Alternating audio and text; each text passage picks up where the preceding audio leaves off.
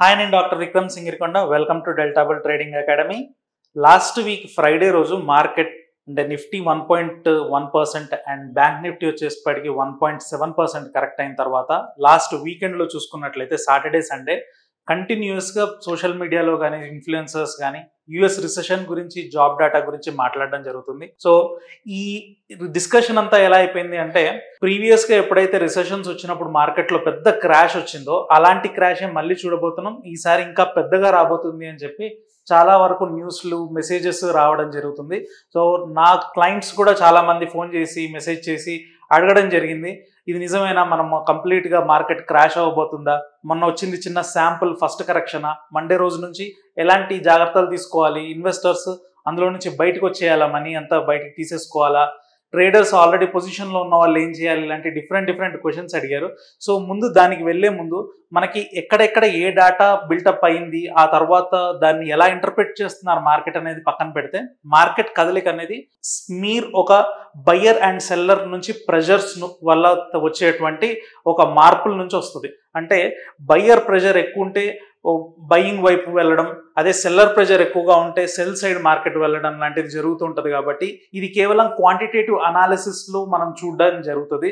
So maximum మనకి డాటాలో change రానంత వరకు న్యూస్లో కానీ లేకపోతే సోషల్ మీడియాలో కానీ ఇంకెవరైనా కానీ ఏం చెప్పినా కూడా ఇప్పుడే మనం కంగారు పడాల్సిన అవసరం లేదు. సో మనకి డాటా ఏం చెప్తుంది, టెక్నికల్గా ఎలా ఉంది మార్కెట్ అనేది ఫస్ట్ ఈరోజు చూద్దాం. సో కంప్లీట్గా వీడియో అంతా చూడండి, మీకు క్లియర్గా నేను ఎక్స్ప్లెయిన్ చేయడం జరుగుతుంది. ఏ డాటా ఏం చెప్తుంది, రాబోయే రోజుల్లో మనం ఎలాంటి జాగ్రత్తలు తీసుకోవాలి, ఎలాంటి ట్రేడ్స్ ప్లేస్ చేస్తే బెటర్ అని.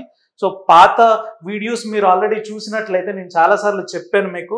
ఇక్కడ నిఫ్టీ అండ్ బ్యాంక్ నిఫ్టీని కంపేర్ చేసుకున్నట్లయితే మనకి నిఫ్టీలో కంటిన్యూస్ ర్యాలీ వచ్చి ప్రీవియస్ హై బ్రేక్ అవ్వడం జరిగింది. కానీ బ్యాంక్ నిఫ్టీ చూసుకున్నట్లయితే కంపారేటివ్ టు నిఫ్టీ మనం చూసుకున్నట్లయితే బ్యాంక్ నిఫ్టీ ఇంకా ప్రీవియస్ హైకి హాఫ్ ద వే మాత్రమే ఉంది. అంటే నిఫ్టీతో పోల్చుకున్నట్లయితే అండర్ పర్ఫార్మెన్స్ ఉందనేది మనం చెప్పుకోవచ్చు. సో లాస్ట్ టైం కూడా చెప్పుకున్నాం మనం. సో నిఫ్టీ అనేది కరెక్షన్ అవ్వడానికి అవకాశం ఉంది అని లాస్ట్ వీక్ చాలాసార్లు వీడియోల్లో నేను చెప్పాను. సో ఈ కరెక్షన్ ఎవైటెడ్ కాబట్టి ఇక్కడ లాంగ్ పొజిషన్స్ చాలా సివియర్గా తీసుకోవాల్సిన అవసరం లేదు, బ్యాంక్ నిఫ్టీలో కన్సిడర్ చేసుకోవచ్చు కావాలనుకుంటే, ఎందుకంటే ఇది ఇంకా హాఫ్ వే ఉంది అని చెప్పుకోవడం జరిగింది. సో నిన్న ఫ్రైడే రోజు చూసుకున్నట్లయితే మనకి కరెక్షన్ వచ్చిన తర్వాత జనరల్గా ఏంటంటే మార్కెట్లో బుల్లిష్ మార్కెట్లో కానీ బేరిష్ మార్కెట్లో కానీ ఏ మార్కెట్లో అయినా సరే ట్రెండ్ ఒకటి హెల్దీగా ఉందా లేదంటే ఆ హెల్దీ ట్రెండ్ ఏదైనా డ్యామేజ్ జరిగిందా అని చూడడానికి చాలా ట్రేడర్స్ ఏం చూస్తారంటే ఫిబొనాచి రిట్రేస్మెంట్స్ చూస్తారు. ఈ ఫిబొనాచి రిట్రేస్మెంట్స్లో మనకి రీసెంట్ స్వింగ్ లో దగ్గర నుంచి వచ్చినటువంటి మూమెంట్లో ఎంత పర్సెంటేజ్ కరెక్షన్ జరిగింది అనేది మనం చూడొచ్చు. ఇక్కడ చూసినట్లయితే నిఫ్టీలో 0.3% కరెక్షన్ జరిగింది. ఇది చాలా మైన్యూట్ కరెక్షన్. ఈ స్వింగ్ చూసుకున్నట్లయితే జనరల్గా ఎంత ఎక్స్పెక్ట్ చేస్తారు అంటే మార్కెట్లో 0.618 అనేది Fibonacci number. So generally healthy corrections ఏ బుల్ రన్లో అయినా సరే 0.618 వరకు మనం ఎక్స్పెక్ట్ చేయొచ్చు. అంటే నిఫ్టీలో చూసుకున్నట్లయితే టెక్నికల్గా 24,400 వరకు ఇంకా రూమ్ ఓపెన్గా ఉందని చెప్పుకోవచ్చు. అంటే కిందికి పడడానికి ఇంకా ఛాన్సెస్ ఉన్నాయని చెప్పుకోవచ్చు. 24,900 దగ్గర ఉంది ఈరోజు. అంటే మొన్నటి కరెక్షన్ తర్వాత ఈరోజు కొంచెం పుల్ బ్యాక్ రావడం జరిగింది ఇక్కడ సపోర్ట్ తీసుకొని, బట్ ఇంకా ఛాన్సెస్ మనకి 24,400 వరకు ఉందని చెప్పుకోవచ్చు.